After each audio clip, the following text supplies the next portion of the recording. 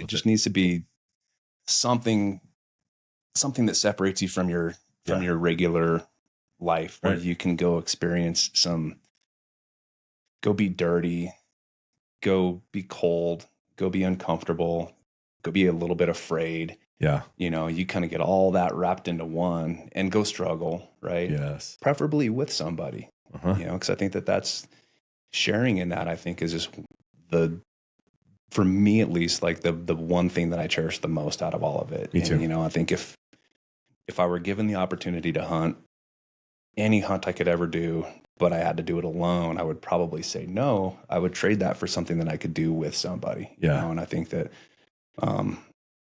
that's how men and women both can kind of create those opportunities to create bonds, to struggle with each other, and to then build community and brotherhood and sisterhood. Robin Hood and Little John are walking through the forest,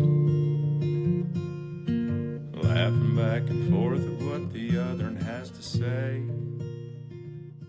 All right, guys, welcome back. Ruckless Podcast. Got my brother Adam in the studio today. We're used to having Tyrell next to us, but he couldn't be with us today. And so Adam came in. I really wanted him to come in. We've been having a lot of conversations, him and I. Adam is probably my closest friend. We've worked together our whole lives since we were, I don't know, Dad was dropping us off at roofs when, dude, I was 14 or 15. Yeah, I think I was 13 when we officially kind of did our first roof together. I was 15, and he got in the habit of just, and I'm grateful for it, but he'd drop us off on a roof when we were young, and a Little Caesar's pizza from the night before, and say, put that roof on. I'll pick you up at the end of the day or whatever. Yeah. It wasn't always that way, but there's a lot of that. But yeah, we've been working together since we were young. We've been training together since we were young. Kind of, took those first steps into most everything we've ever done together. And that's what you do with a brother, especially when we're this close in age. We're about 18 months apart. Mm-hmm. You're a couple of days away from being 44. 44, yeah. And then I'll it's reached the point where I have to think about it. I know. And, kind of do the math. All right, I was born in this year, so yeah. Yeah, I do the same thing. 1980, and we're here now. So yeah. So guys, thank you again for joining us on the Ruckless Podcast. I brought Adam specifically in to talk about a couple of things that he and I have been talking a lot about lately. And we'll touch on our past and our background and our growing up and some of that too, because I think that's a fun part of our story. But just really, I think an important thing for us to talk about is this kind of just where we're at in life, 44, 45, getting ready to be 46. We're at that point in life where our kids are at the back end of being at home. You've got one gone already. Mm-hmm. And that on top of a career life that we've worked together, most of our career together. We've worked our asses off. And we were just having a conversation before this about just you were having a hard time relaxing during Thanksgiving with your kids. Mm-hmm. And you had come off of a 60-day stretch of working, no joke, 15-hour days. Mm-hmm. And just this idea of how we trying to learn how to slow down maybe a little bit. We've been pretty much all gas, no brakes for 20 years together, a little more than that, 25 years. We started our first business together in 2000. Right. So 25 years when right. in my now wife's dorm room, I remember you and I building our first website for Classic Construction. And I guess at the time you don't really think that's going to end up being like your trajectory for the rest of your life, but it did. And so, yeah, we've really been and even before that, working in middle school and high school together. And so it's been a long time. It's been a long go. And it's funny because I think everybody likes to tell those war stories of back in the day. But I mean, I forget, we were talking the other day about we were talking about this, God, it's been a lot of work for a lot of years. Mm-hmm. We've been just on the grind for 25 years of it. And I had made a reference to a story. We were flipping a house back in, I don't know, I want to say, let's call it 2008, 9, 10, I forget, somewhere in there. And we had a crew that's supposed to show up New Year's Day. They were going to tear out this big basement, and they didn't show up. Yep. And it was me and you. Mm-hmm. And so we went and rented a jackhammer. And I essentially, the sun came up and the sun went down with me in that basement. You didn't let go of that jackhammer all day. No. And I remember coming out of that basement, we had taken out the entire concrete slab out of that thing, plus 8 inches, I think, of overdig on the basement. It's 15 tons of concrete and 8 tons of dirt. In 5-gallon buckets. 5-gallon buckets. Goddamn window. Mm-hmm. And I just, and you know, coming out of that at the end of the day, and it was dark, but seeing those just gigantic piles sitting there. And I was like, remember that? And you said, yeah, there was also a Thanksgiving Day that we were stocking drywall in another house we were flipping. Yeah. And just how many of those we've had over the years of, you know, those days of sleeping on the floor of those houses we were flipping, or just how many nights we stayed up till 1 a.m, you know, either working behind a computer, or if it's at a house, or doing 3 or 4 or 5 jobs, you know, just to make it all work. And you just end up at this point where you go like, I think 2 things maybe. When do you stop? You know, because I think when you get so deep into that phase, it's hard to know when to quit that grind. And also, how do you relax, right? How do you actually, you know, I was talking to our mutual friend Bert about, like, if I knew there was a well to drink from that they said, this is where you go to rest and recover, I'd go drink from it. But I haven't done a very good job of resting and recovering the last 25 years, you know, since we were in our, like, you know, you were 19 and I was 20, and we started working basically, right? And we were athletes in college together. So it was, you know, that was its own thing. But that's, I mean, if somebody could tell you could go back and just, they'd lock you in a cage and all you could do is train and eat all day long, you'd be like, this is an absolute dream. That'd be heaven. Yeah. Yeah. But I mean, Adam, you know, kind of talk through me, because part of the reason I want to have you on is, you know, we both have a coach that we use for our business and personal lives. We share him with our other brother, Joe, Coach Tim. And I know that you have made more progress in the last 3 years of coaching in the way that you show up, the way that you run the business you run. So Adam runs our roofing company. We got 3 companies that him and I and our other brother, Joe, own together, not including Roughlist here, but it's, you know, you've made more strides than me and Joe combined, I feel like, with the coaching and through how I've seen your life shift. Plus, it's been at a time where you're also in, you know, you've learned a lot with your kids, you've learned a lot with your personal life, and just, but just, you know, maybe touch on that, just how you've kind of worked to find room for yourself to recover and rest a little bit. Oh boy. Well, I think that, if I'm being honest, like, I really still genuinely struggle to kind of enter into that rest and recovery mindset. Right. And it's really hard to switch off, you know, to switch out of a gear that you've been in for 25 years. And, you know, Friday after Thanksgiving, my daughter wanted to rewatch the whole Stranger Things series because the new season came out, but she wanted to kind of get a refresher. Right. And she's in college, right? She's in college. And so you see her all the time. I don't, you know, and that was kind of another reason that I kind of really decided this is something I'm going to do. But I just still remember, like, walking downstairs where they're all kind of set up, got the popcorn ready to go. And I just told my wife, I said, God, I just feel so lazy. Yeah. And, you know, I kind of sat there in that for a few minutes, and I said, actually, today I'm just going to rest. Yeah. Like, I'm going to allow myself to, like, enter into the space of, like, genuine, like, rest. And then that kind of leads to also, like, allowing yourself to be present with the people that you're with too. And that's something that I think that a lot of people like us that have spent a lifetime trying to, you know, grind and grow and achieve, you know, their aspirations. You know, being present in the moment, I think a lot of times with people is hard, because you just kind of always have those things in your head. And you just can't ever get out of that mindset. And those things in your head. So I know that those things in your head are there because of how we grew up.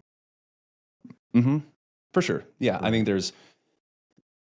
I think in the back of our heads, there's always this kind of fear of, like, whether it be failure or, you know, not living up to your own aspirations for kind of what you decided for yourself when you were young. And, we grew up with not very much. And, I feel like that's really served us, and it's served us so much more than it's held us back. Agreed. Yeah. The other side of that coin, though, is I think that it really is hard to kind of back down from that. Like, it's kind of just like this constant vigilant state where you never want to take anything for granted. You don't want to celebrate wins. Patting yourself on the back is completely off limits. Absolutely, man. And but you kind of brought up the point, like, well, how much is enough? Right. Like, when do you get to kind of like put it in neutral for a little while? And I've been working on trying to like find that out for myself, and I haven't arrived at any kind of profound answer. Right. But I think just kind of like trying to think in terms of like, what's enough? Like, what do we want this to look like? Whether it be, your bank account or your career or your company size or whatever the case may be. I think just kind of entering into that space and spending some time on that is probably step one. Right. As far as like the progress that I've made, I think just really kind of giving myself permission to have agency over myself and my time, I think is probably the best thing that I could say that's been most impactful for me. Right. In the way of saying no to things when they're not priority. Right. Because that's the other byproduct of, being any small business owner knows that like the word no doesn't exist in your vocabulary for a number of years. And, when you're trying to grow and you're trying to kind of like carve out your spot in your field or whatever it is, like you say yes to just about anything and everything. And then after a while, you kind of just turn into this person that will do anything for anybody, and that works against you as well. Yeah. And so I think just giving myself permission to say no to people, meetings. I can't tell you how many lunches I've turned down, how many rounds of golf I've turned down. And in the moment, you're like, oh man, I'd really love to do that. But the second you kind of like discard that thing, you kind of feel this bandwidth opening up in your life. And so for me, that's been the most impactful thing, is just being able to like really put up boundaries around my time and the things that I allow to kind of enter my sphere, specifically with work, because, I like to kind of get into the weeds on things that maybe aren't like kind of critical tasks for me. Right. And so I think just kind of creating some structure around that, creating some structure around the cadence of my day has been really impactful. And when you kind of say like, I'm only going to allow 2 hours for this type of activity in a day, it sort of automatically sorts out your priorities and what is allowed to enter into that time frame. And so it kind of automatically like reprioritizes your to-do list. So yeah, and it's hard because I mean, that saying yes to everything. I mean, we came about honestly because when we started out, we didn't have a safety net. We didn't have anybody loaning us $5 to even start what we were starting, right? And so there was no like this from a business perspective. There was never the option that it didn't work, right? I mean, it was always my credit, your credit, my wife's credit, your wife's credit. I mean, both those beautiful women signed on and said, we'll go all in on everything we're doing, and so it was a burn the boat situation from day one. There was never a boat to burn. We just never had one to start with. And so I think starting out, you go, there isn't another option. It's either go or die. And so you have to, right? I think you have to say yes to everything. I don't think you get the joy if you're doing it the way we've done it to say, no, I'm going to be selective about what I say yes and no to. And so you naturally end up there. And so it makes sense that we did. And at the same time, at some point, you and I say all the time, like, you can't sail a ship on yesterday's wind, right? Right. Yeah. And that's I think that's kind of where we get to now in the career. The career side is like, okay, what worked for us then isn't going to particularly work for us today. And we have to develop some new habits, or as Coach Tim would say, like change your operating system a little bit, right? In your own head around, okay, now this is how I operate. We operate a little differently. you especially have done a good job of mentoring people into replacing they haven't particularly replaced you, but they've replaced the position needed to carry out those kind of SOPs in your company. Right. Yep. Right. Mm-hmm. But I think a lot of people that do start something and they start it kind of from the same kind of position that we did. You develop some really good habits and some really bad ones, and they're oftentimes the same habit, right? Mm-hmm. They're oftentimes that same, like, I will die before this doesn't work. Mm-hmm. And then if you keep kind of picking up that axe, so to speak, at some point you have to end it off, and that's a really hard piece to do as well. It is. I think those things down for a lot of reasons. I mean, I think as a business owner, like you want, especially at the beginning, and it should be kind of forever. Like you always want your product, whatever it is, your product or service, to be excellent. Because that's your brand, right? Your reputation is so important, and so like you care so much about all of the things that you end up finding yourself doing all of the things. Yeah. And so there you kind of end up being your own bottleneck, and you lack the ability to scale. But then I think also a big part of your identity, at least for me, a big part of my identity was like the skills that I had, right? The things that I knew, or the things that I knew how to do. And so there was, I was kind of like hanging on to that axe a little too tightly, because I was like, well, if I hand that off to you, then what does that make me if I'm no longer the guy that knows how to use the axe? And to be clear for the listener, it was never me we were actually handing it off to, because that was never, that's not really my thing. Is those you've always been such a craftsman, and that's not been mine. I've been really good at outsourcing from even as a child, right? Mm-hmm. But I think that's what made you and I work so well so often, was that we really were kind of that yin and yang. I don't know if that was where we started, or if we just kind of found that through, I think it's pretty natural childhood, like of, hey, this is how we work well together. Mm-hmm. You got to get it, like I said at the start, like dad drops you off on a roof, and he says, get it done. I'll pick you up when you're done today. And I think we luckily as partners were able to kind of flesh out a lot of those things early on. But yeah, so I was just, for clarity for the listener, it wasn't Brian he was handing off things to. It's been employees and other people that are in those trades that are able to take over and hopefully do a good enough job. And that's been hard for us. Like, I mean, you and I used to flip a house, just me and you, in a trailer full of tools, and it would maybe take us 2 to 3 weeks to turn, a normal house over, front to back, top to bottom, right? I mean, we would just check off the box room by room and go through. And it was interesting as we started to hand those off to some of the guys and we'd hire it out. It's like, now how does it take 2 months? And there's twice as many of you. You know what I mean? Right. Yeah. I think that was sort of a growing pain for us, is kind of realizing that like not everybody's wired quite like we are. Right. And I think it's because of the, kind of going back to the beginning, like where does our drive come from? Like it comes from like the boats are burned if there ever were any. So there is no safety net. Yeah. And so we were kind of working with that pressure, sort of like, we're being chased by the lion, so to speak. Yeah. So it was really easy to find that energy and that momentum. What is your safety net? If you're a kid like us, you got nothing. Nobody's backing you, your play. You know what I mean? What's in your mind? For me, it was us. Right. Like from the time we were little, I kind of always knew, like in my, whether I could put words to it or not, I think that I just had this sense that like it was us, like us siblings, we can always just kind of count on each other, and we have, and we continue to do so. Yeah. So I think that was our safety net. Yeah. And I think that, with that, I knew that I was your safety net. Right. And so like there was a sense of responsibility in like, I have to pull my weight. I have to do my part and contribute on a big level because like you're counting on me.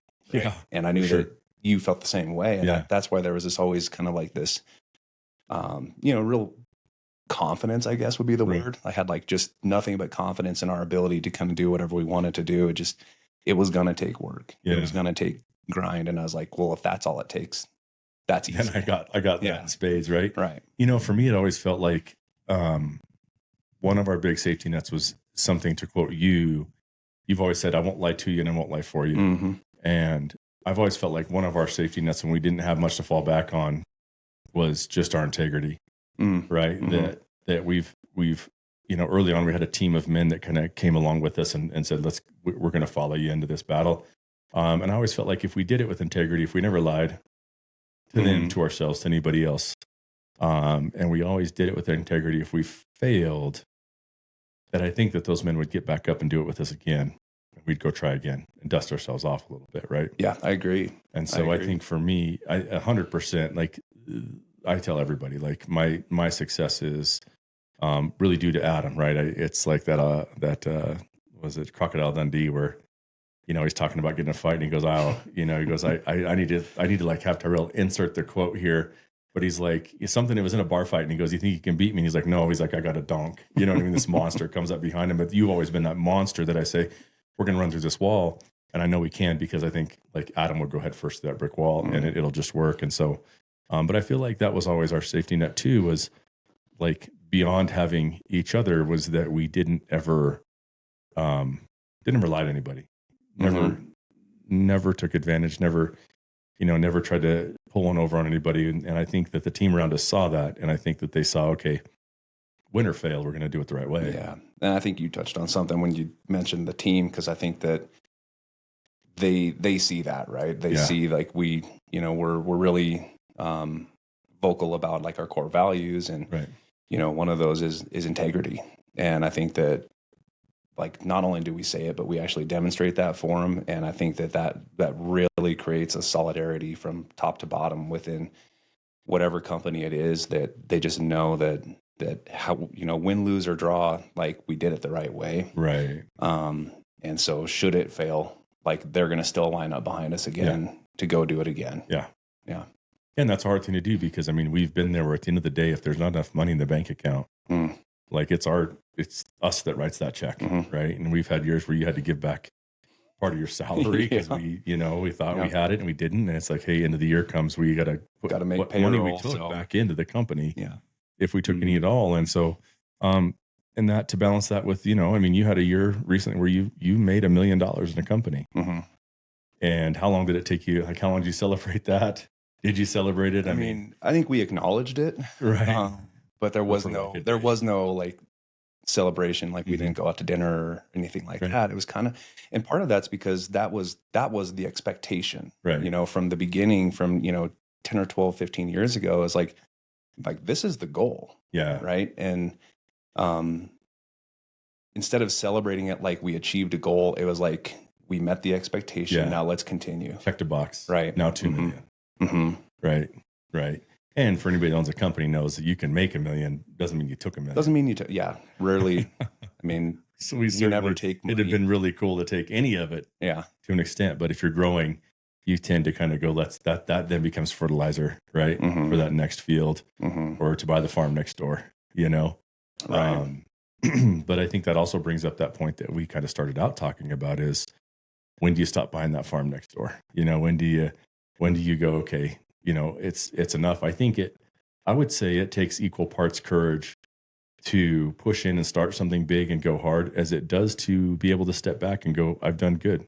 I've got enough, it takes, for me, it takes as much courage to sit down and relax. In fact, it's harder than it is. It was always like with lifting. Like if somebody said you can do 10 sets of 10 squats or you can stretch for 30 minutes, I'm like, give me the squat. Give me the squat bar. Yeah. You know what I mean? Yeah. I know that. I know the pain. I'm used to the pain. Kind of like the pain. You know what I mean? And they're like, you just sit there and stretch for 30 minutes. I'm like, nah. That just sounds boring. It just doesn't sound like fun. And it sounds like that's not a workout to me. And I'm like, that's not a workout. Right. But here we are, I think, at the point going, we've been squatting 10 sets of 10 for so long. And it's like time to go maybe do a hot yoga class or something like that, And I don't really know how that transition works. I didn't come into this podcast with an answer at all. I think I came in here going like, this is a conversation I've had a lot with a lot of guys in our phase of life right now. And I touched on it to start with, but it's that what they call kind of that squeeze or that pinch generation, the sandwich generation and every generation goes through it. We're at that age where we've got our parents that we're taking care of on the back end, we've got our kids that are going into college, back into high school. We're making more money than we've ever made in our lives. We feel like we have less money than we've had in a long time because it gets so expensive right now. Right. As well, because you've got a generation below and a generation above, we're covering dad on the top end right now. You know what I mean? Covering mom on the top end for us. And we're covering our kids on the bottom end. Right. Yeah. And we've worked 25 years. There's a part of me in my brain going, how much longer can I keep this up? It's been a grind. Can I do it for, 10 more, 20 more? Right. So you start to feel that, I'm not going to be here. I'm not going to be here forever. I can't do this forever. Somebody at some point told me, I guess, along the way that I was going to retire. I don't remember who that was. It was a story that was told, that I remember hearing about. But you look and go, well, what's that look like? How do I even get there? Right. Well, I think, I think they're part of the progression. And like, if you're intentional about the way that you're trying to create like a career path, if you're an owner operator, you eventually get to the point where you bring in some people and you transition, you start to groom them to be able to hand them the proverbial axe, right? And that looks more like mentorship and leadership, and education. And so, and that was the part that I think I really started to like land on in the last, 5 years or so, is like, unless I want to do this for the life of this company, like I have to give away not only responsibility, but, give the responsibility with the right amount of training and mentorship and teaching and leadership, that eventually those people can step into that role that you are filling. And, you may not leave the company per se, but you have a person that is doing the things that you did that were,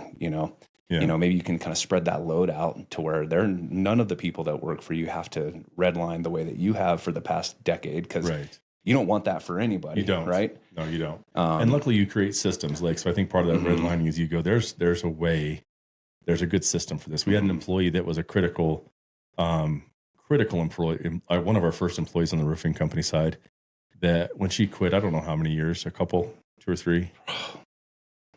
Jenny? Oh, probably 10 years ago. Yeah. How long did she work for us? 2 or 3? Probably 3 or 4. Yeah. And we just, and she literally was a Swiss Army knife, did everything. And, her previous jobs, it was always like, when she quits, 3 people have to take her job. And not that that's not true, because she's maybe one of the highest kind of production type people I've ever worked with or for. But, and dude, I cried when she quit, literally.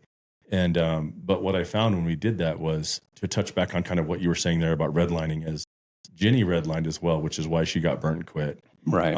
And we, instead of creating good systems, we just let her keep putting it on her shoulders. Jenny. We got a Jenny. So you don't need a system when you got a Jenny, right? You just have a Jenny.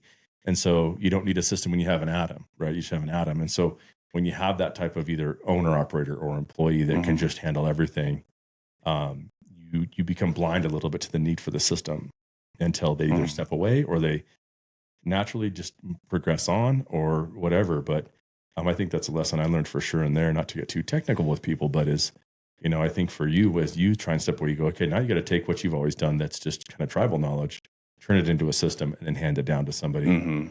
Right. Which is a growth in itself, is like learning how to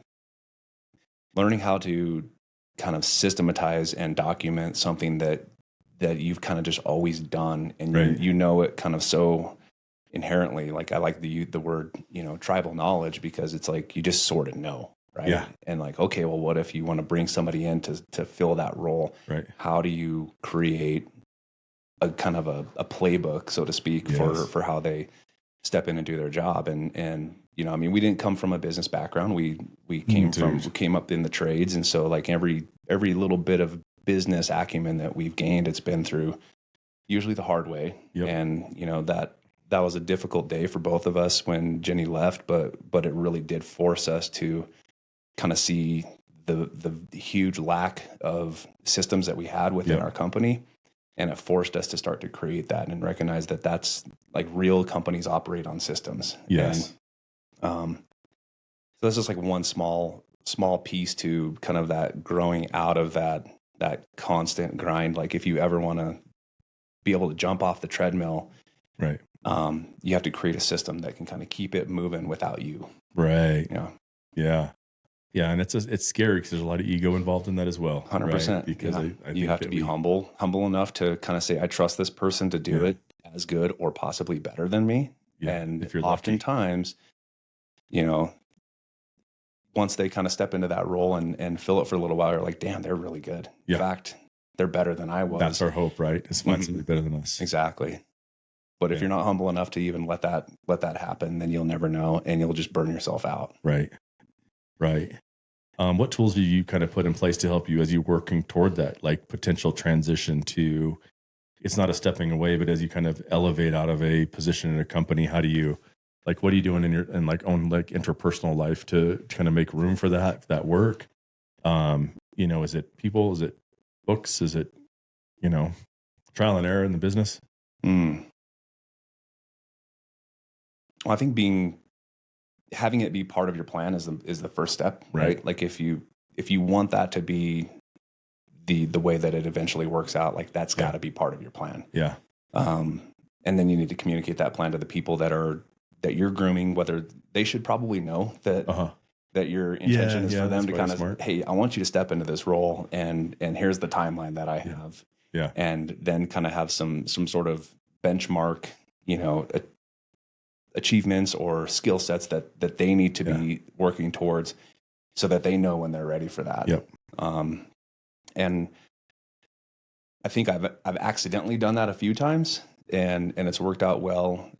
More recently, I've been more intentional with it, and it actually works a lot more smoothly. There's clearer expectations. One of my favorite quotes, which I heard on the Modern Wisdom podcast, is unspoken expectations are premeditated resentments. And I was like, oh my God, that just like hit me from so many angles, because I feel like that's always been one of my weaknesses as a leader, is not really clearly communicating my expectations, just sort of expecting people to know how I don't know. But does that same rule apply to your marriage and your kids too?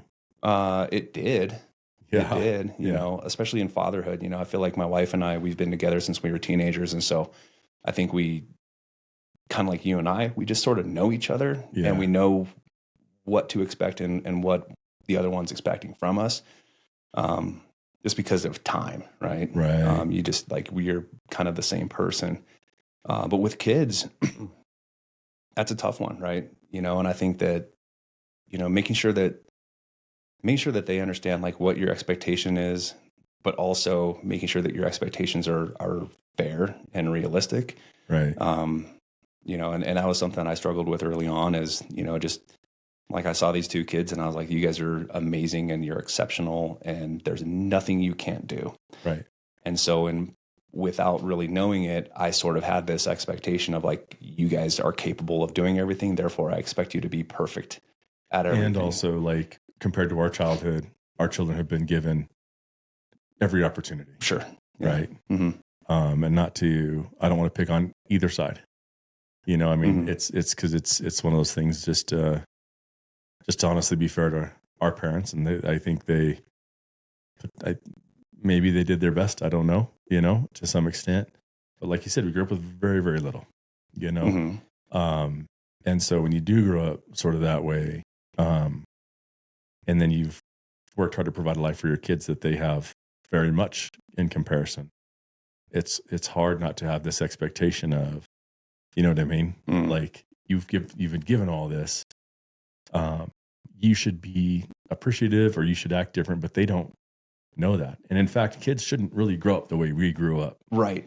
Like, right. It's okay to be a kid, It is. and I just not grow, when I was your age, I was strapping down roads, I was finishing concrete, running wheelbarrow, literally on roofs at 12, 13 years old. And, now I look at like any 13-year-old and you go, I can't actually believe that can't believe the amount of man work we did as boys, Mm-hmm. And so that is what it is. And it's kind of whatever at this point, but I've done a bad job I've had to really temper myself to the fact that that's not particularly the way it's supposed to be.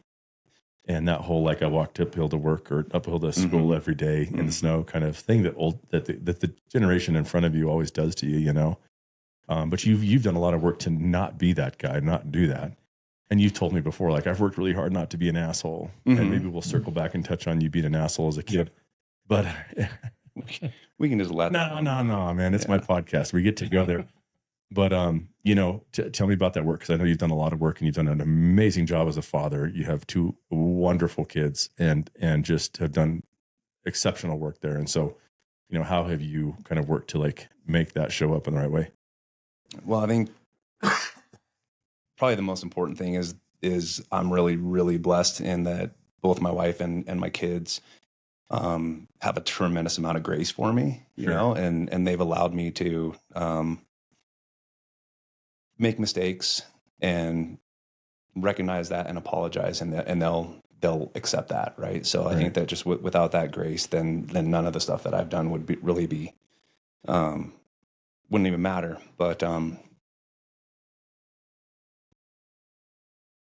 yeah, I think kind of on that my childhood versus your childhood, finding a way to not resent them for the life that you've given them. Yeah. Right. And I've talked to a lot of parents who had, kind of similar backgrounds where, they work tirelessly. They work their hands to the bone to create a life for their kids that they didn't have. And then the moment they don't outwardly appreciate that, you're just like, you're pissed at the kid for not having the perspective to appreciate what they have. Right. Yeah. So being able to separate your desire for them to have a better start than you did, but also not resenting them for not realizing how great that is. Yeah. And the only way that they can truly have that understanding and perspective is to have gone through what you did. Right. And that's the one thing you've been working so hard to prevent. Yeah. And so that was kind of an awakening for me to just realize, like, hey, you can't resent them for what they don't understand. You've worked so hard to insulate them from that life that it's unfair to them. I've also, there's a book that I read called The Gap and the Gain. And I think the book was more intended for you to sort of be able to give yourself grace. Yes. And at least acknowledge the ground you've covered as a person, as a human being. If you're reading that type of book, you're the type of person that's at least trying to like do some personal work. And I think that we tend to grade ourselves on the things that we haven't accomplished, instead of at least taking a moment to look back behind you and say, wow, we really have covered a lot of ground here. Yeah. Maybe we're not quite where we want to be, but we've checked off a lot of boxes along the way. And for me, that really hit me in just the way that I've kind of graded my kids against the things that they hadn't done. Yes. Instead of just being delighted in the humans that they are, and celebrating all the amazing things that they've done. So it's been kind of a gradual thing, and again, just kudos to both of my kids for being patient with me and letting me learn how to be a dad. Right. I mean, that's a trip, right? Like, we've talked a lot about this, you and I, just like, this is our first time doing this. Mm-hmm. Yeah. Right. And I think you don't realize that as a kid, that like, hey, this is my dad's first time being a dad too. My first. Yeah. time I think they, boy, but up to a certain age, they kind of think dad's got all the answers, right? Yeah. Dad's infallible, so I think that kind of being a little bit vulnerable and a little bit honest with them and saying, look, guys, this is my first rodeo. Literally, I've never parented an 18-year-old girl until the day you turned 18. That's my first day on the job every single day with both of you kids. Yeah. And they're different. Their personalities are different. Absolutely. So it's not like you can get one out of the way and then like just sort of use the same model for the other one. They're entirely different human beings. And so you're having to, just constantly, if you care as a parent, if you're intentional as a parent, then you should be constantly working to try to make sure that you're showing up in the best possible way for them. Which means you got to like take care of yourself. You got to do some interpersonal work and kind of study the person that you are so that you know how you're supposed to show up with them. Yeah.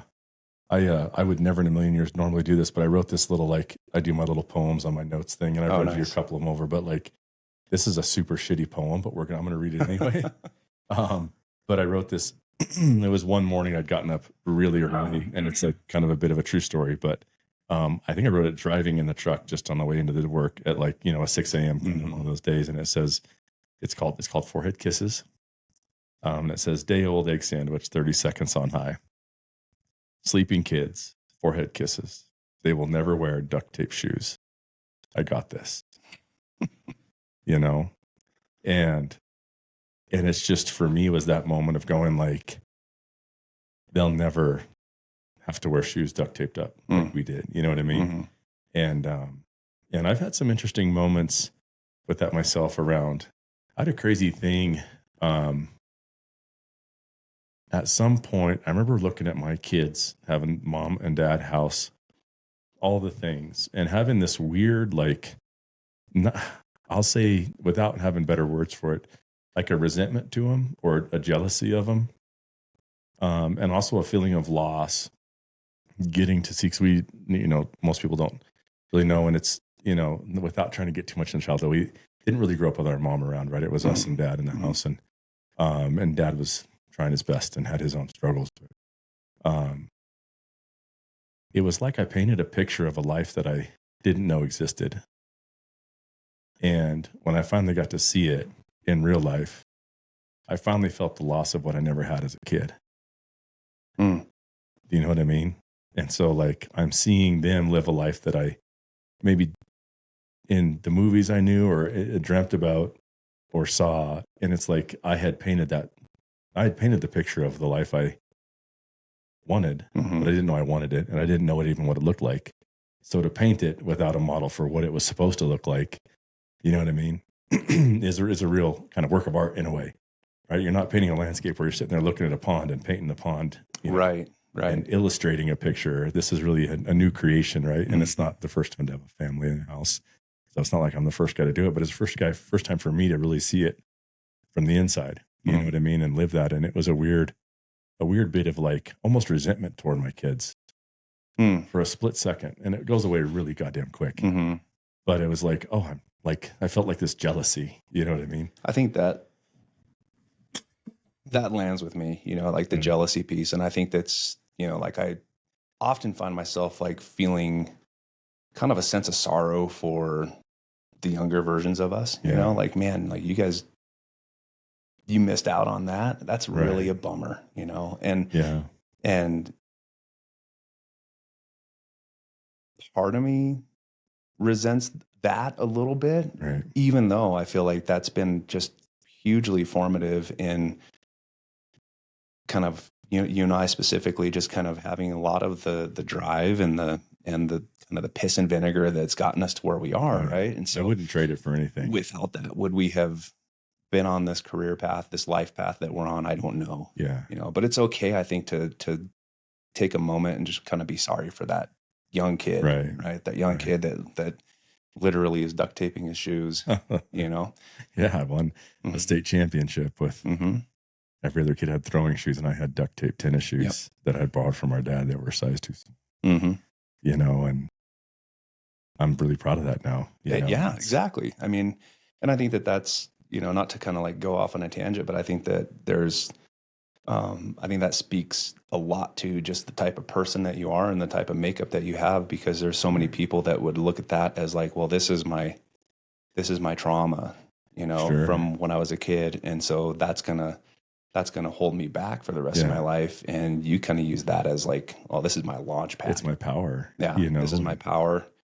And it's my launch pad. And this is the thing that, like, every time I look back and I remember when I was wearing duct tape shoes. Yeah. That's when I'm going to get out of bed and eat that warmed up sandwich, kiss my kids on the bed and on the head and drive to the office. So I think that, because it eliminates excuses, right? I think a lot of people will use whatever it is. You wake up, you got a little cold, they'll sniffle, or whatever it is. It's cold, it's icy. You get good as it when you have to deal with that as a young kid, and you can overcome that. You get good at going, those external circumstances have nothing to do with what the outcome of today is going to be. Yeah, it's kind of like, I think to myself a lot, like, man, like I must have an incredible immune system, because I take like 1/10 the amount of sick days that most employees do. So like, am I just, do I have that good of a composition, or do I, or is everybody else just kind of like, I'm going to take a sick day because I got a little sniffle, and, like we just get up and like, I don't feel great today, but I'm going in. Yeah. So, right. Yeah.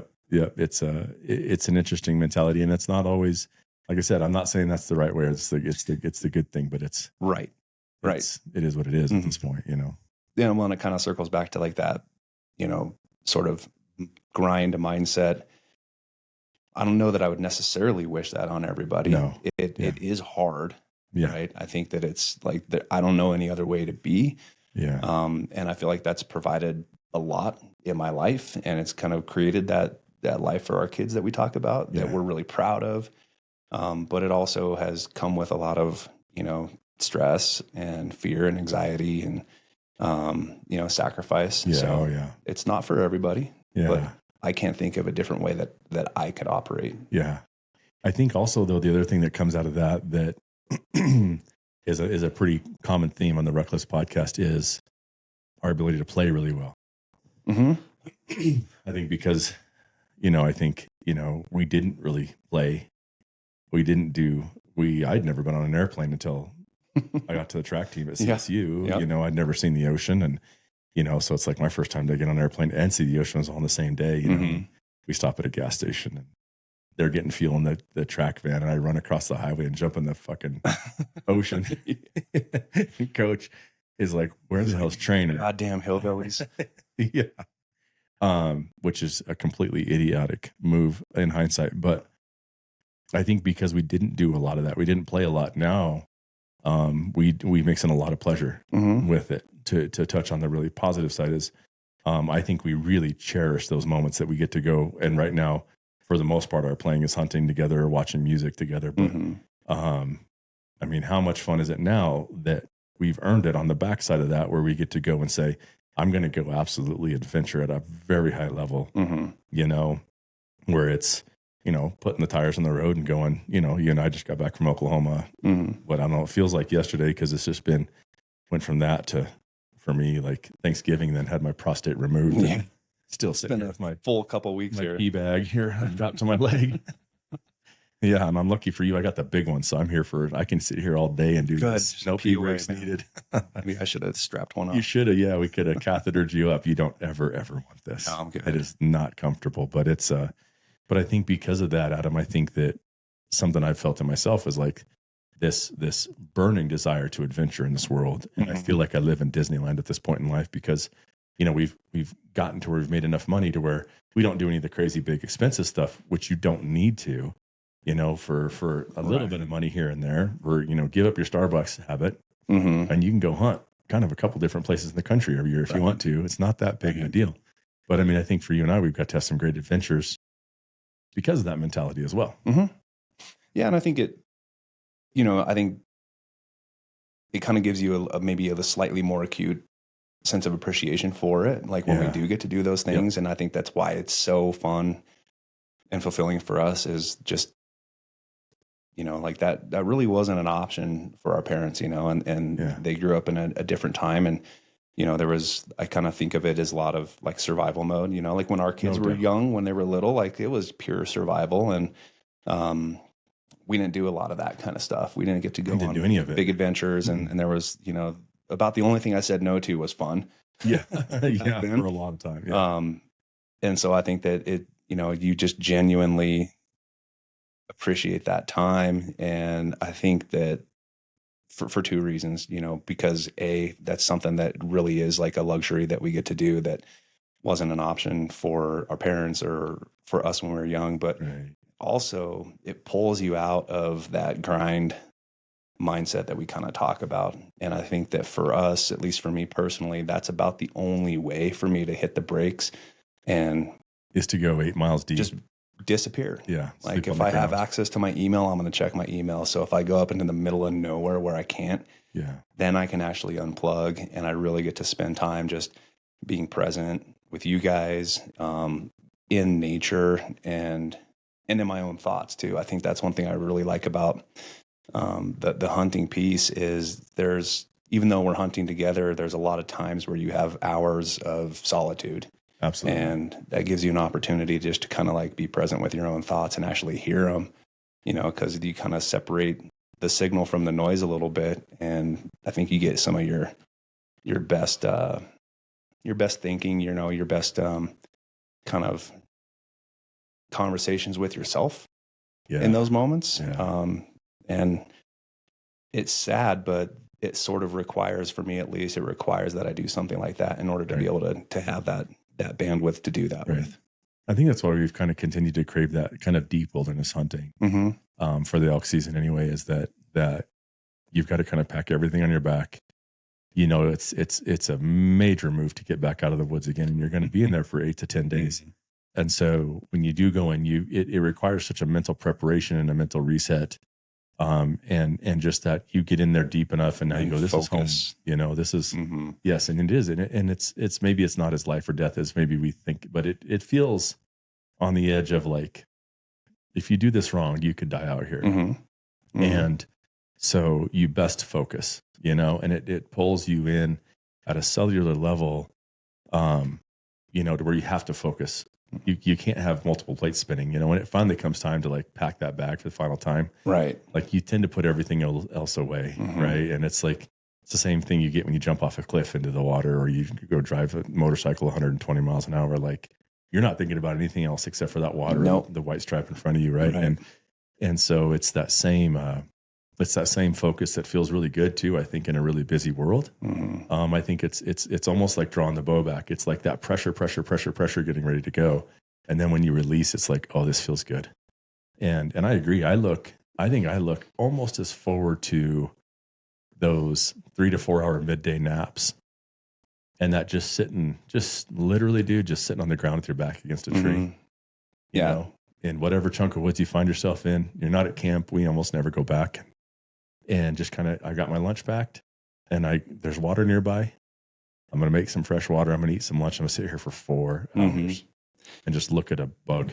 It's so funny. Like this last year, I was laying on the mountainside and just kind of had my eyes closed, and I was enjoying the sun on my face, and I could feel some ants crawling on me, but I just kind of was like, this is fine. This is okay. Yeah, totally. And normally, you know, normal life, you feel a bug crawling on you, you're like freak out and get that bug off you. But just in that space, I just felt like really comfortable with, you know, just kind of being fully relaxed and not worrying about an ant crawling on me or anything like that. And it was kind of just one of those funny moments where it's just different. You know, it's different because like, I'm just going to plop down on the ground and lay in the dirt, and I don't care if I get a little bit wet. I don't care if I get a little bit dirty. Yeah.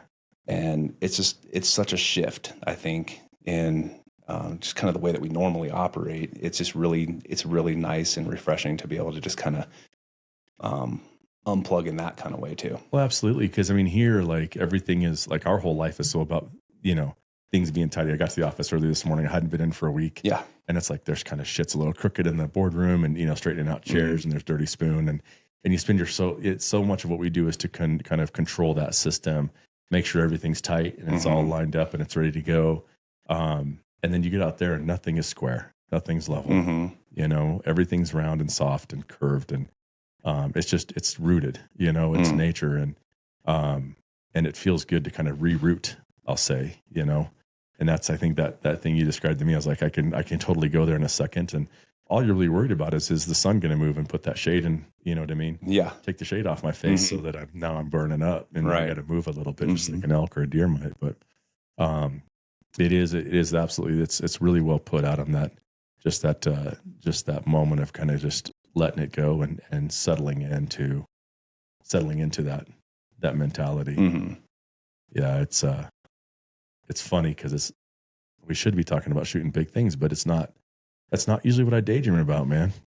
I mean, I think that the irony is like that's the reason you're there, right? And you spend months, if not the entire year, preparing for this, you know, 6 to 10 days that you're in the backcountry, and you're shooting and you're preparing and you're going through all your gear, and you're stressing about like, do I have everything? And then the parts that you look back and like really remember are that time where I sat on the hillside when I was really tired and I was really wet and the sun felt so good. Yep.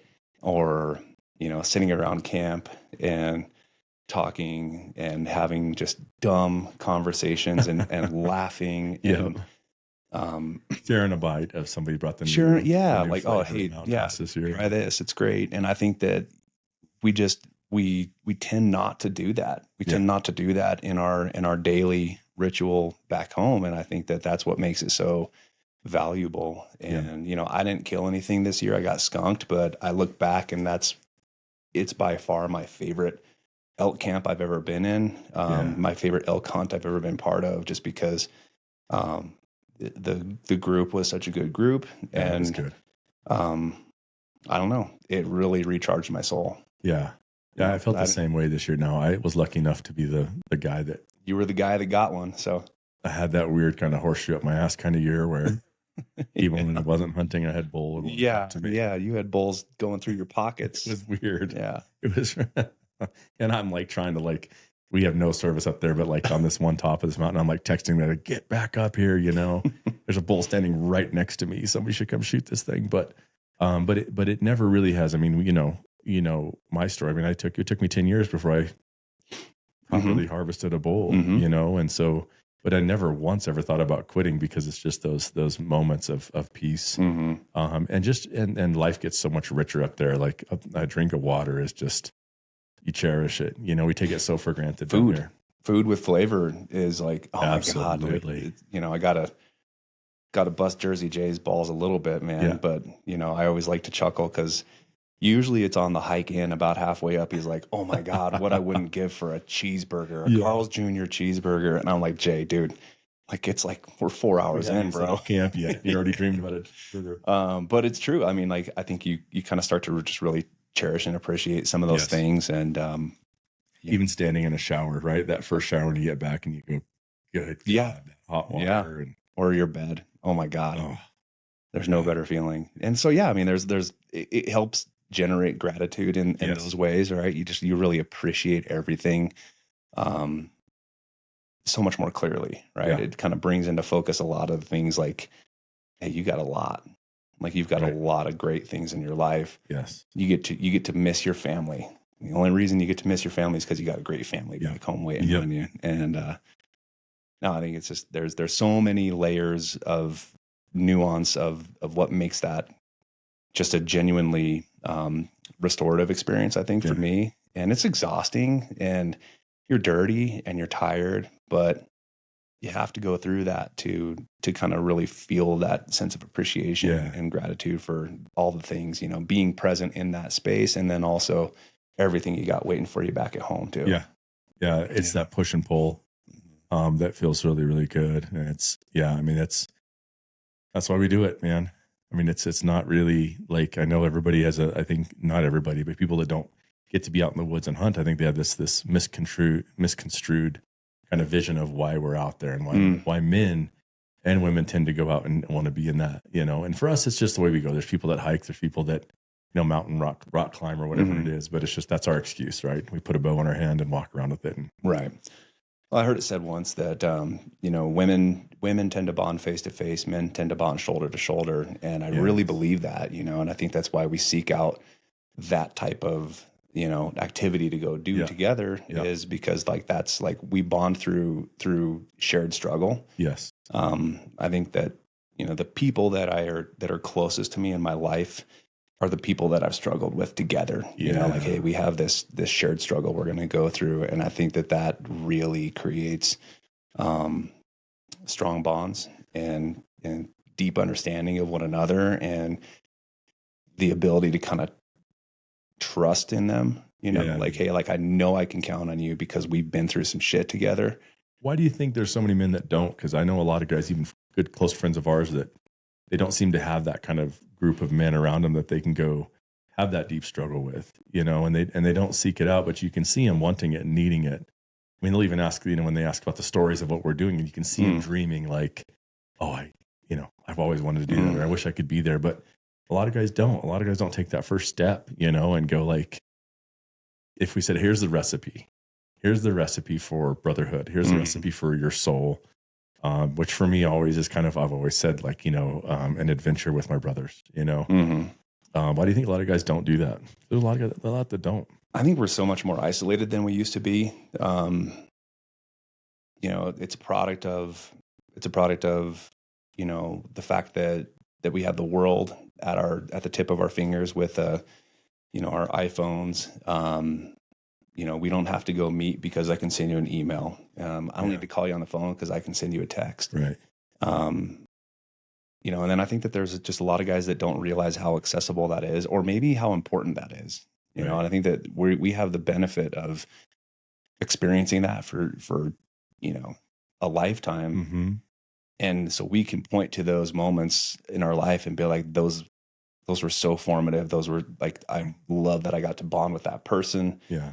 And it sucked, right? Yeah. This was awful. Like, I don't know. I'm trying to think, like, we've had pack outs. Like there was, when we packed out Jay's bowl, that first, Silent Bob, and God, it was a grind of an experience, but, or even the first time we hiked in with 95 pounds on our backs and we had no idea what we were getting ourselves into. God. And we went, that was deep. I think we were about 12 miles. Yeah, 12 miles, 2,500 feet of incline. So it was, Brian was having like visions. I was full on visions. But without that, I don't know that you and me and Jay would share the bond that we share together as the three of us because of that experience in and of itself, right? Yeah, one of my favorite pictures I have in my closet in my bedroom is just me and you. Cupsick Jay took it, so he's not in it, but it's me and you sitting by that lake, and we have a cup of coffee in our hand, and we're sitting there just looking out, and it really, it's that picture that tells the story of us getting up there, and when we had to, I forget, Adam, did we set? We were doing either like 10 minutes on a 5-minute rest. We had set, I remember setting our watches for a timer or something. Yeah, I mean, we got to the point where like we basically had 2 or 3 miles to go, and we just couldn't walk. We were gassed, move. And so we kind of said like, all right, well, let's just walk for 10 minutes, rest for 5. Walk for 10, rest for 5. And we were falling asleep, all three of us. Literally falling asleep. In that 5-minute rest. And the alarm would go off, and we'd get back up and walk for 10 minutes and then lay down and sleep. We did a lot of things wrong.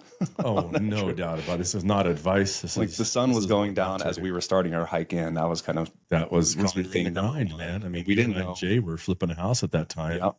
And I think we had the time we had, and it was like, all right, we'll work for a full day. We had our stuff in the truck that day packed. We did a full day at the house, and kind of at the end of the workday, we just kind of didn't do anything but just jump in the truck and start driving up the mountain 2 hours. So the sun is, and I knew we were in trouble. The second we left the trailhead, and that trailhead we had to cross the road and then go through this little like private. It was an access through a chunk of private, and we didn't even get through that chunk of private. And I remember thinking, I'm in deep trouble. Yeah. I'm in deep trouble.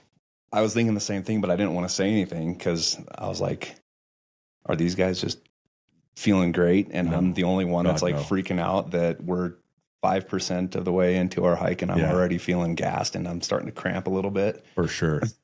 And I think that's something that is that progression of a hunter is that you start out, and we took everything, like literally almost took the kitchen sink, right? We didn't know how to pack for food. This was real early on in like the mountain house days, the dehydrated food days. Right. You had MREs, or we ended up taking advice from a friend about what to pack for food. So we're taking cans of tuna and jars of peanut butter and just insane, right? And so we were overloaded on food. We probably had 3 times the gear we needed from a clothing perspective, but we didn't have good stuff. I mean, I had Walmart, off the shelf, not even I didn't even pay full price at the Walmart side. I was like using discount. I was getting like discount Walmart clothes. You know what I mean? Like I'm too cheap to actually buy them. That fit me full price. So I'm like, the pants, I still remember, like I couldn't almost cinch them up enough. They were so big on me. Right. You know what I mean? With my belt. But just some old like leather work boots, and just ill prepared top to bottom. But I mean, it's a great progression, and it's kind of like we're on the Ruckless podcast for a reason, because that is the journey we've been through, is that carrying those 92, 93 pound packs on the way in. Thank God we didn't shoot anything on that trip. What would we have even done? You know what I mean? In hindsight, I mean, we'd have figured it out, but it would have sucked, and I think that, the one good thing is our conditioning was on point that year. We were in shape for sure. We had been running. We wouldn't have made it halfway up had we not been training. And it's kind of funny. Like you asked, like your question that kind of got us here was, why do you think more men don't seek out opportunity to kind of create brotherhood and bonding? And, I think that, part of it's because it seems inaccessible, right? I think it's, or at least the knowledge that you need to kind of like go out, like, well, what do I need to go on a hike? What do I need to go on a backcountry elk hunt or whatever? Even go sleep in the woods for a night. Like that's Sure. daunting to a lot of people.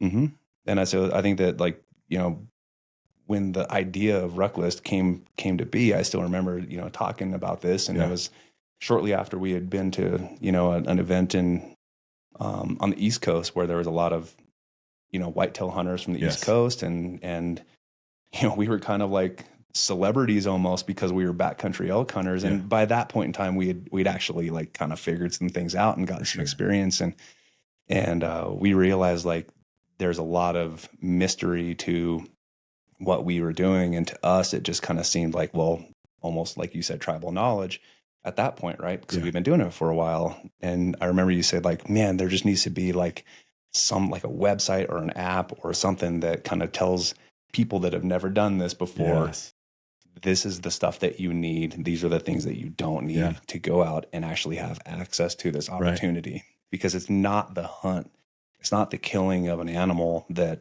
is the reason for being there. No, you know, it's that opportunity to struggle. It's that opportunity to bond. It's that opportunity to kind of find something in yourself and, you know, go create that time away from all the things, all the work, the family, everything. You're going to find yourself missing it, but you can't miss it until you get away from it a little bit. And it is. I mean, it's especially when you're young in it, like the gear that you need to go out there is so critical. Like as you get good at being a better woodsman in general, your gear, I won't say it matters less, but you need less of it. Right. But I think that it's almost like, you know, me and you have always said, like some of those old, like the old Mexican guys that'll finish concrete. I've always said that guy could finish concrete better with the back of a shovel than I could with all the tools in the world. Right. You know? Yep. And he, you know, and the same for the hunting world, it's like you can do more with less once you get good. I agree. But initially, when you're first getting out there, there is a need for you need to have a tool for every job in a way. And you can get away with less when you're younger, when you don't have that knowledge of being in the backcountry, or you don't know exactly who you're going with. And so as you develop more men that, you know, okay, I can count on them to have their shit together. I got my shit together. Right. You need less shit. But, you know, when you first start going out, that gear is critical because you're filling a little bit of the gap in your own knowledge. And so, you know, okay, I've got a tool for that. Right. Yeah. So exactly. I used to have like 4 different ways to make clean water, you know. Now, in all honesty, especially if I know where I'm going, I don't need any water filter. In some of these areas, I'll drink right out of that little seep. You know, I know like I can go here and get water. I'll just drink right out of it. I'll just drink out of that creek, and I might have the shits, but I'm going to be okay. You know, but initially it's like I'm taking tablets. I'm taking you got your steri pin, you got your straw, you got your filter, you got your Nalgene, the filter, you got your tabs and your emergency kit, and you know, you got your first aid kit is like the size of your pillow, you know what I mean? It's got everything. And now I'm down to like a tourniquet to stop the bleeding and a thing to plug the hole. Right. You know, and I think it's just like it's experience, right? Like you have enough at bats where you've spent literally hundreds of days in the backcountry now, and you know, like I don't need all those things. I need this one thing. Yeah. And this one thing actually works in every situation, every circumstance. Or socks. I used to carry 3 or 4 pairs. Yeah. I carry 2 max. 2 pairs. And the dry pair, you get the pair you're wearing and the pair you're drying. And that's it. Yep. That's all you need. You know, it really is. If it's worse than that, if you need more than 2 pairs, you're probably in the suck. Yeah. And you probably think you might spend a day in the tent or get the hell out of there. Yeah.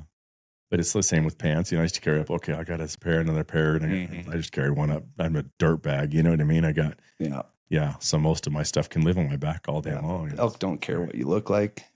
They really don't. And I mean, they don't care what you smell like as long as you're using the wind right, too. So because you're going to eat your breakfast, your breath's going to smell. They're going to smell you. There ain't no kind of keeping your scent down. By the time you hike up there, you're so sweaty. Yeah. I mean, there's no amount of scent killer that you can put on your clothes before you leave camp, or spray on yourself, or cover scent, any of that stuff. Just don't be upwind of the elk, and you'll be fine. Yeah.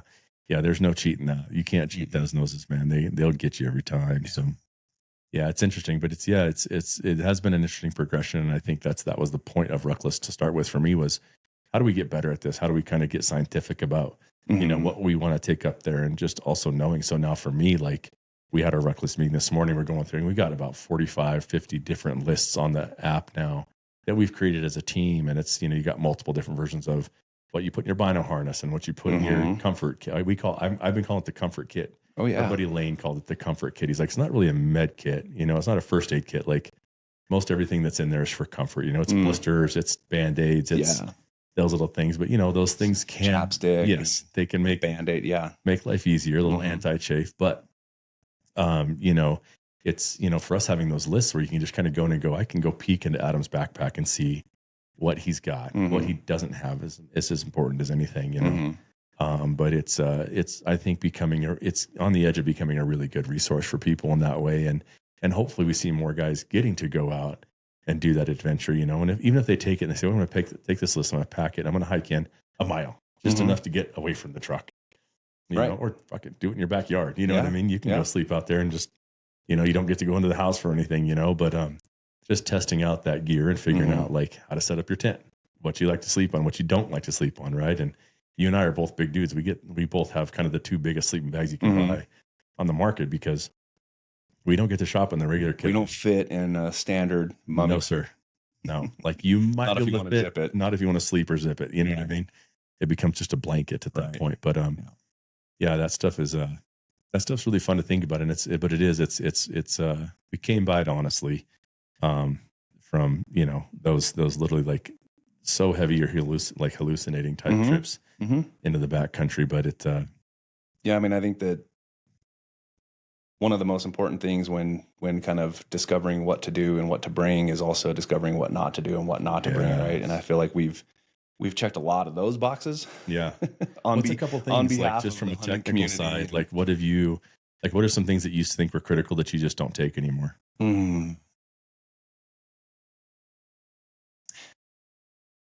I tend to overpack layers, you know, like I always think that I'm going to need like more layers than I actually do.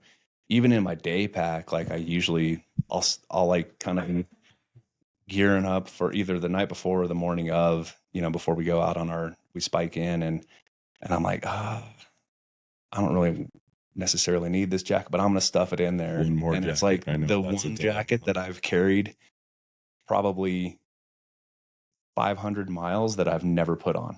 Yeah. And there's just like something in me that just won't let go. Like, I'm like, well, what if I do, you know? So I think I tend to overdo it. Replace that jacket with just a really good packable down. I think you actually showed up in a Kuyu down today. Packable down is probably one of the best layers you can have. It weighs literally an ounce. And it allows you to bring that extra layer that your gut always says, just in case. And the bang for the buck is huge. Like it's just, it provides so much warmth. And it just weighs nothing. It packs down to nothing. But that's probably the one thing that I pack too heavy on is layers. Do you wear many layers on your lower side? Generally, no. Like I've at most I'll wear a base layer under my regular thin pants. base. Yeah, I like it as much for, you know, I use merino wool, and so it's just like does really good with like moisture control and scent. You know, like I tend not to get super. I mean, anybody who's been on a 10-day hunt knows the smells that you can start to create with your own body, and I think that merino wool definitely helps. It works really good for a top layer too. So like against my skin is almost always merino wool. Top and bottom merino wool. Yeah. And then bottom you have just any old pair of pants. You hunted in like your Kules, like your work pants one day this year. Yep. Doesn't matter. Yeah.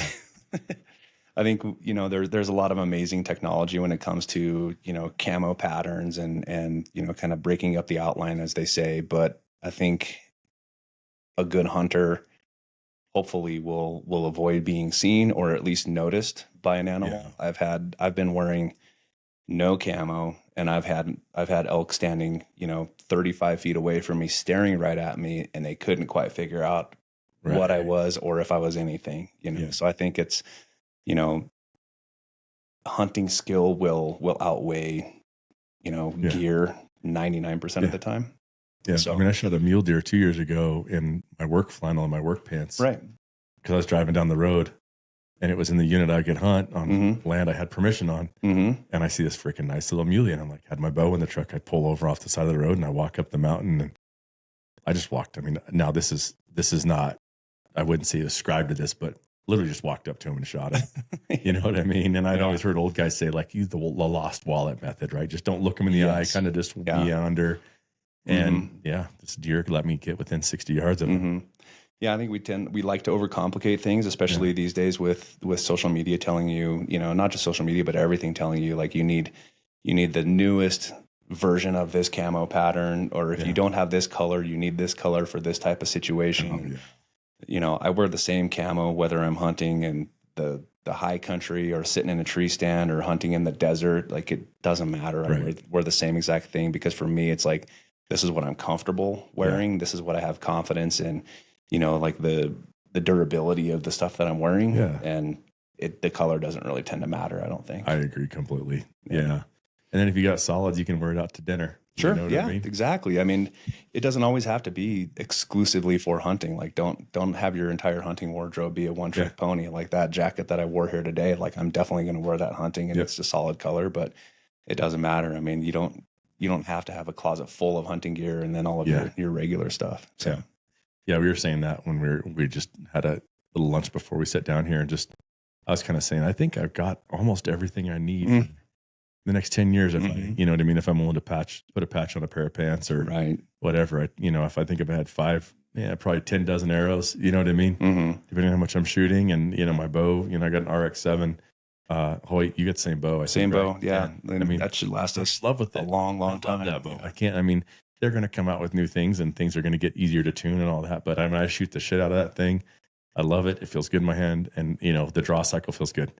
And when you're trying to shoot, I try, and my goal when I start shooting again here soon will be like 30 arrows a day. You know what I mean? And so it's like you're shooting a bunch of arrows a day. Like, it's got to feel good. You got to feel good sitting behind that thing. I think it's just be really good at shooting the bow that you have. Yeah. Right. I think that we've over the past probably 10 to 15 years, we're approaching that law of diminishing returns where, like their ability to improve on what we already have is shrinking to, percentages of a percent in improvement in speed or accuracy or, weight or any of that kind of thing. So if you've got not the weak link, great bow that you're comfortable with, then shoot that. Shoot the hell out of it. Yeah. Wear it. Get really good at it instead of thinking.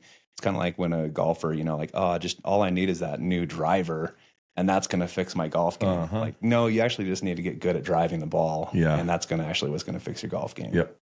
Yep. Absolutely. So it's interesting to be at that phase now because it is such a financial outlay. I mean, I know early on when you and I started, it's like, God, every time it was like, I turn around and be $500 here, $1,000 there to get geared up, and it is really nice to kind of get to the point where you go, I think I've got pretty much what I need. Yeah, it's ironic that we spent the most when we had the least. Because of the timing on when we decided to get into the game. And neither of us grew up as hunters, so we sort of this was after college that we kind of started to dip our toe into those waters. And so, what was your first hunt? Because I wasn't with you on that. You had kind of went to New Mexico. New Mexico, yeah, it was a black powder hunt that I was just kind of tagging along. I didn't have a tag, but I went with our mutual friend Jeremy, and he invited me down, and he's like, "You want to come down for an elk hunt?" And I was like, "Sure." I had no idea what. I'd really never even brushed up against big game hunting, so like it was completely foreign to me. And but it sounded like a really cool adventure, and kind of a similar situation and taking in way more gear than we needed to. We just really, gear's come such a long way in the last 25 years for one thing, but we carried in way more gear than we needed to. We didn't really have any sort of strategic edge on the animals. We just literally had to kind of just get lucky and ambush them. And so we spent about 5 days kind of figuring out like, oh, this is what they tend to do like in the morning and in the afternoon. And so we got up early, went up on the mountain where we thought they were going to be. And we were on the wrong mountain, but we heard them bugle. So we hastily made it over to the next mountain, and he had a great shot, 150-yard shot, open sights, no shooting sticks, and it was a perfect shot. That's crazy. And so, then we get up to this 6x6 bowl, and we're like, what now? Yeah. I didn't even know where to begin. He didn't know where to begin. And so it took us, 16 hours to butcher a bull that would take us probably an An hour. hour to Yeah. butcher now, Yeah. but you know, a Yeah. lot of learning. You know, we paid a lot of tuition, and it was a great adventure. Yeah. You know, and I've been lucky enough to go back to New Mexico a few more times. Unfortunately, it was very early in my career. I still didn't know what I was doing, and so Yeah. I feel like I messed up more hunts down there than I deserve to. But if I could have those tags back, I'd be pretty happy now. Oh, for sure. But yeah, so yeah, that was in 2006. I think was my first opportunity to do big game hunting. Yeah.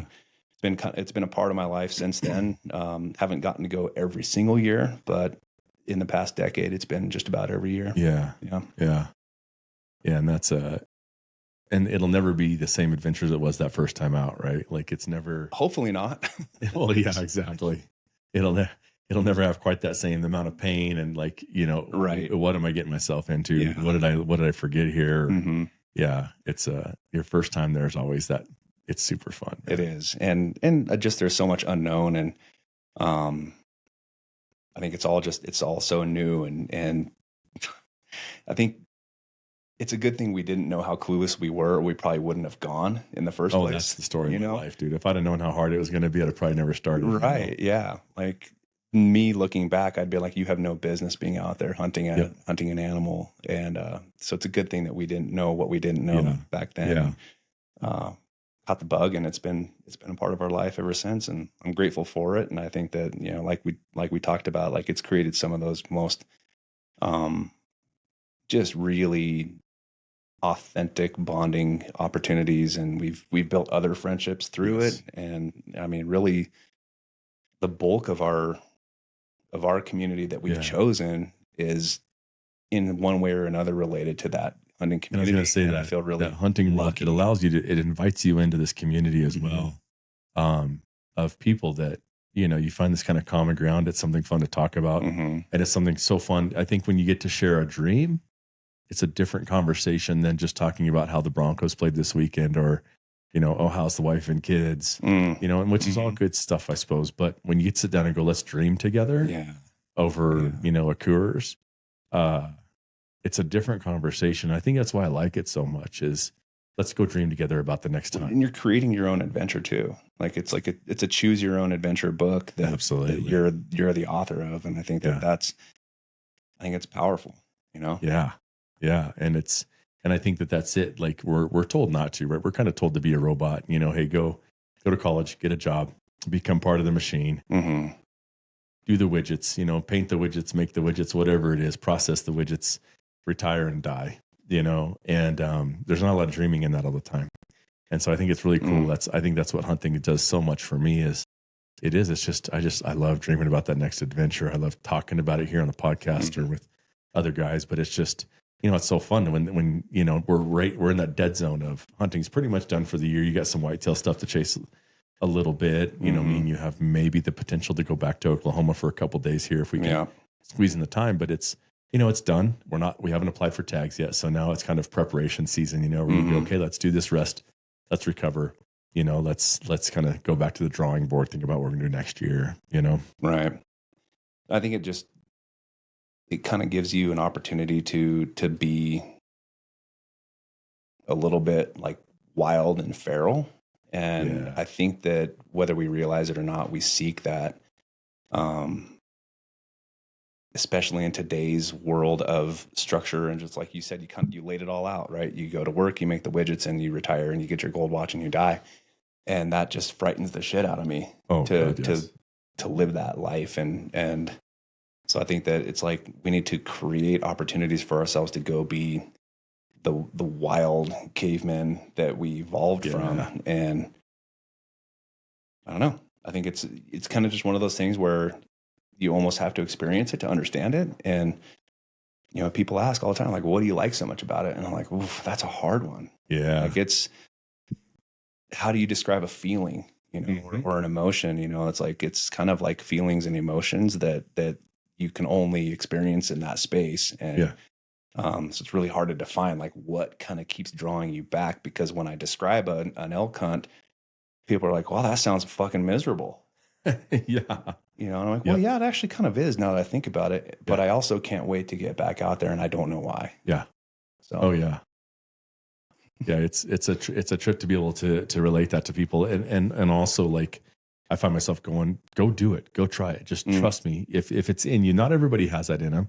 Not everybody has that thing, but if they are willing to take the time and go, I'm going to give this a shot. Like, yeah, or it doesn't have to be hunting. It just needs to be something that separates you from your regular life, where you can go experience go be dirty, go be cold, go be uncomfortable, go be a little bit afraid. Yeah. You kind of get all that wrapped into one and go struggle, right? Yes. Preferably with somebody, because I think that's sharing in that, I think, is just for me at least, like the one thing that I cherish the most out of all of it. Me too. I think if I were given the opportunity to hunt any hunt I could ever do, but I had to do it alone, I would probably say no. I would trade that for something that I could do with somebody. And I think that, that's how men and women both can kind of create those opportunities to create bonds, to struggle with each other, and to then build community and brotherhood and sisterhood, because I think we lack that, and that's pretty known that, men, especially men our age, especially, tend to have a lot of isolation, and there's a lot of, mental and emotional distress that comes out as a result of that. So I think that, sometimes you have to manufacture those opportunities to go kind of, fill up that part of your soul that sometimes we don't even realize is really lacking. Yeah. Dude, that's huge. I mean, kind of on that note, like it's probably a good time to wrap up pretty soon here, because you and I would just talk all day. Yeah, that's I know. What we do. We could just bullshit till the end of the, end of the day, and there's no end to the stories. I didn't get to circle back to you being an asshole as a kid, so we're gonna have to do it again. I think it's a fun conversation. You weren't an asshole. I don't remember. You're just misunderstood. Yeah, exactly. Everybody else was an asshole. It's not me, it's you. Yeah. What for the guys and gals listening, like kind of leave us with something, man, something that you've been chewing on that feels good. I'm putting you on the spot because I didn't kind of give you any preparation for this, but I mean, kind of we're going into the season now, it's holiday season. It can be a really great time for people. It can be a really hard time for people. It's when the alcoholics of our lives tend to fall off the wagon. It's when, men start to feel like they're not enough. They haven't provided enough, or, in our case, like, oh, we've done all this, nobody's grateful for it, or whatever. I mean, take the season into account. Like, what do you give somebody? Say, hey, take this with you. This is what I'd tell you to come in this time of year. Boy. Yeah, you could have given me a little heads up on that question, but you got it in you. It's all there.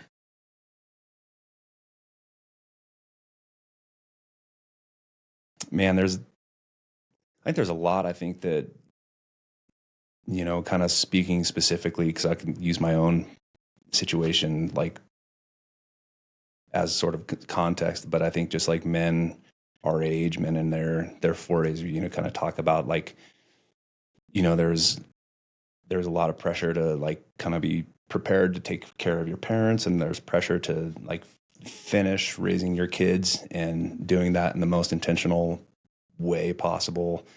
I think that what ends up happening is we tend to like really be like not thinking about ourselves and thinking about like what's going to make me the best version of myself to show up for these people, and I'm not talking about like finances. I'm not talking about any of that kind of stuff. I'm talking about like from an emotional standpoint. So I think that just, I would encourage anybody, but specifically, our demographic to, give themselves a lot of grace and a lot of patience, and then, kind of start to really spend some time in thinking about like the type of person that they want to be, and be intentional about that. Spend time in that space, spend time like being honest with themselves about like, these are the things that I know about myself, not the things I tell people or the things that people think about me, but like when you look in the mirror, just make sure that you're kind of adding to that version of yourself that you aspire to be. And that takes a lot of honesty with yourself, right? Like if you're going to sit there and lie to yourself and say, oh no, I got everything figured out. Like I'm checking all these boxes, but you're not, then you're never, Right. you can't build from that. Yeah. You can't build from a false foundation. So I think step one is just like get real with yourself, have like an assessment, or as our friend Colin said, like audit myself. Yeah. I'm going to audit myself and be honest and freaking ruthless with that assessment and that audit, because then you can actually build from a real foundation. And that's the only way that I think we can ever like become the version of ourselves that we really truly aspire to be, is like to just kind of know where we're starting from. And it's hard. Yeah. You know, there's so many expectations with guys like us, you know. I feel like it's all expectation. Yeah. And I think just giving yourself that opportunity to kind of work on yourself, become the person that you want to be. And I think you're going to show up in a way for those people that have those expectations even better than you thought you could. I like that. Yeah. And I think that grace is really important, because I think so often when you look at going, I'm going to make a change, right? This is that time of year we all start thinking about changing. Mm-hmm. It's always fitness, right? I want to get better in the fitness department. I want to get more money or whatever. But big old scoop of grace, because you're going to look at your failures when you first sit down and you audit and you be honest with yourself. We tend to look at what we failed at. We don't tend to look and go what we did really good at. Right. And so I think you're dead on with that grace piece, because you have to go like, yeah, I know I failed at that. I know I've tried, I've stopped, started, you know what I mean? 100 times. And I'm going to give myself the grace, because maybe 101 is the one time that I get it. Right. Maybe, but I got to try again. You can't just stop trying. Well, I think that's just it. Like there's like effort doesn't always mean success. And I think that, you know, you can kind of look back and be like, well, that didn't work. And you'd be like, well, yeah, duh. Of course it didn't work. Yeah. But I think that that's such a fallacy. You know, you can't like look back and be like, well, that was an obvious poor decision or poor choice. I think that, you know, but the ability to kind of look back and be like, that didn't work, but these are some things that I gained from it. This is a little bit of knowledge that I took from that. So on my next try, I'll get closer to that success, right? Like I got effort doesn't tool in the toolbox. Automatically a little more skill sets, right? Yeah. But I think effort with intention and effort with a lot of thought and a plan behind it, tends to lead to success. Yeah. So, yeah, I dig that. That's great. So, man, I got nothing else to add to that, so I'm gonna let it sit just like that. We'll wrap it up. Just tell everybody out there, tell the whole family, thank you for listening. All y'all that are out there driving or sitting or doing what you're doing, thanks for taking the time to put us in your ears, and hopefully we got you something good here. Great conversation. I knew it was going to be easy and fun with, you know, somebody I've known. You know, we took baths together, so it's not hard to strike up a conversation and go someplace. But it only works out of because you've done so much hard work to get where you're at, and so it's easy to throw questions at you that I know would be hard for a lot of men. But I know that you've done the work to kind of figure out and think through it, and you've spent a lot of time looking in the mirror. I've seen it, and so it just was just thanks for letting us borrow some of that, all that hard work, and pull it out, and hopefully we all grow from it and get goodies out of it, you know. So thanks for the kind words, and thanks for having me. It's really a real privilege to be here and be on your podcast, man. Yeah, it's dude. pretty cool. Neat. Yeah, pretty neat. So thank you. All right, guys, thanks for spending time with us today. Make sure to check us out at rucklist.com. If you haven't looked at the app yet, download that.